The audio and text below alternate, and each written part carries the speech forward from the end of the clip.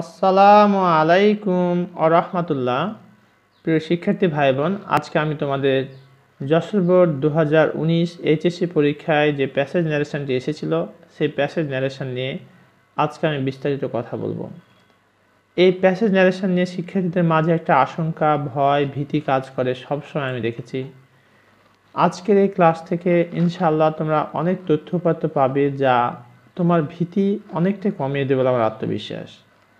আর এই passage narration শুধু HSC শিক্ষার্থী ভাই বোনদের জন্য প্রয়োজন, বিষয়টি এরকম নয়।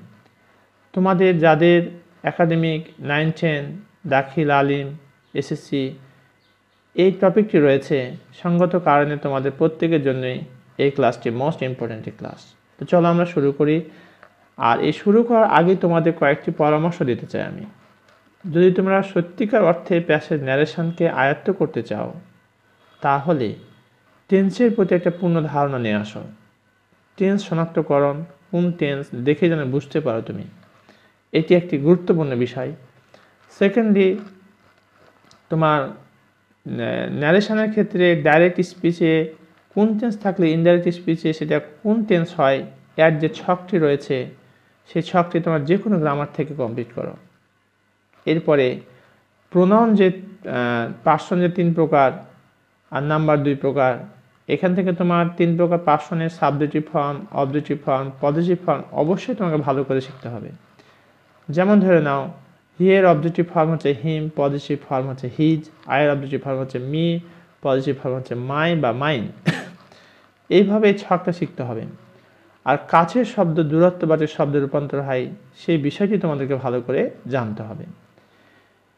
আর আরেকটি বিষয় শিখতে হবে, সেটি হলো তোমার অর্থ অনুসারে সেন্টেন্স 5 প্রকার। যখন তোমরা ডাইরেক্ট স্পিচ থেকে ইনডাইরেক্ট স্পিচে চেঞ্জ করবে তখন ইনভার্টেড কমা উঠিয়ে কি বসাতে হয় এই 5 প্রকার সেন্টেন্সে একটু জেনে রাখবে। তবে আমি তোমাদের সুবিধার্থে বলে রাখি, অ্যাসার্টিভ সেন্টেন্সে দ্যাট, আর অবজেক্টিভ এবং এক্সটেন্ডেড সেন্টেন্সে দ্যাট, অর্থাৎ 3টাতে দ্যাট আর বাকি 2টাতে যেটা হবে ইন্টারেক্টিভ হয় ইফ বা হোয়েদার, আর অবজেক্টিভে হয় ইম্পারেটিভে হয় টু। কখনো কখনো দ্যাটও আসে যদি সেখানে লেটের ব্যবহার দেখা যায়। তো চলো এখন আমরা এই যশোর বোর্ড 2019-এ যে প্যাসেজ ন্যারেশনটি এসেছিল সেটির বাংলা অর্থ, কে বলছে, কাকে বলছে, কীভাবে করতে হবে সবগুলো আমি বলে দেবো ইনশাআল্লাহ। তোমরা মনোযোগ সহকারে দেখো। Have you learned your lessons? তুমি কি তোমার অধ্যায় শিখেছ? ফাদার সেড টু আরমান, পিতা আরমানকে বলল যে তুমি কি তোমার পার্ট শিখেছ বা শিখেছ? No, I have forgotten said he, Arman তখন উত্তরে বলছে আমি ভুলে গেছি, আমি করিনি। দ্যাটস ভেরি ব্যাড, সেটা তো খুব অন্যায়, খুব খারাপ। You must be more careful about your preparation for the examination.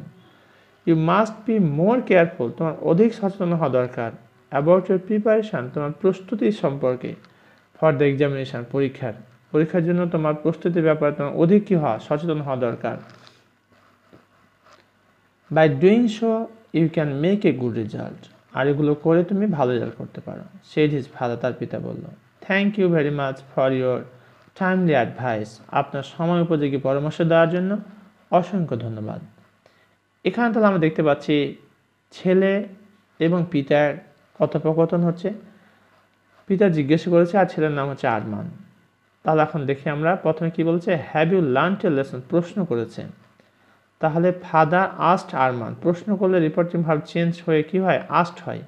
তাই ফাদার আস্কড আরমান, আর ইনভার্টেড কমা উঠিয়ে হয় ইফ বা হোয়েদার, অথবা ডব্লিউএইচ ওয়ার্ড থাকলে সেটি হয়। তো এখানে দেখো প্রশ্ন করেছে কিন্তু স্টার্টিংয়ের ডব্লিউএইচ ওয়ার্ড নেই, যার কারণে ইফ দিতে হবে এখানে, ইফ।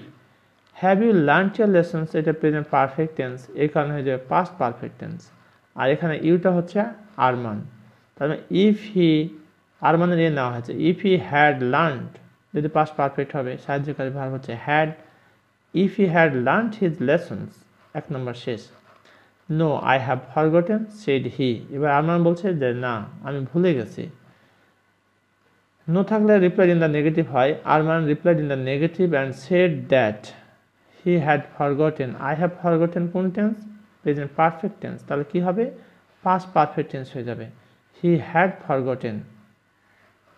ওকে, এরপরের বাক্যটি দেখো, দ্যাটস ভেরি ব্যাড, সেটা বেশ খারাপ। কে বলছে? পিতা বলছে। Father told him that was very bad.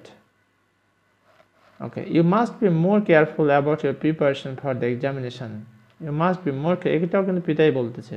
তাহলে হি অ্যাডেড দ্যাট, সে আরও বললো, যোগ করলো, that he had to be more careful about his preparation for the examination. তো এখানে মাস্ট থাকলে হ্যাড টু হয়, তাই বসা হয়েছে এখানে had to be more careful about his preparation. ইউরটা হচ্ছে এখানে আর মানে পজিটিভ বসানো আছে, তাহলে এখানে হিজ হয়ে যাবে। এই যেখানে হিজ বসানো আছে, his preparation for the examination. By doing so you can make a good result, said his father. Man by doing so, এবং তাই করে, he could make a good result, he could make a good result, কেন past form হয়ে গেল কি? Could. R Yuta এখানে কেটে আর মান, he could make a good result. আচ্ছা, thank you very much for your timely advice. এটা কে বললো? এটা ছেলে আরমান বললো। তাহলে আরমান থ্যাংকড হিম, থ্যাংক থাকলে এখন থ্যাংকড হয়ে গেল। Arman thanked him very much for his timely advice. For your timely advice মানে পিতার সময় উপযোগী উপদেশ। তাহলে ইউরের জায়গাতে হবে হিজটাকে একটা father, his father timely advice. তো প্রিয় শিক্ষার্থী ভাই বোন, এতক্ষণ পর্যন্ত আমরা যশোর বোর্ড 2019 সালে যে প্যাসেজ ন্যারেশন এসেছিল সেটির আমরা বাংলা অর্থ দেখলাম, কিভাবে করতে হবে এবং কোন টেন্স থাকলে কোন টেন্স হয় সে বিষয়ে কথা বলেছি। যদি বুঝতে সমস্যা হয় তাহলে পুনরায় ভিডিওটি দেখো, ইনশাআল্লাহ আমার বিশ্বাস তুমি অনায়াসেই বুঝতে পারবে।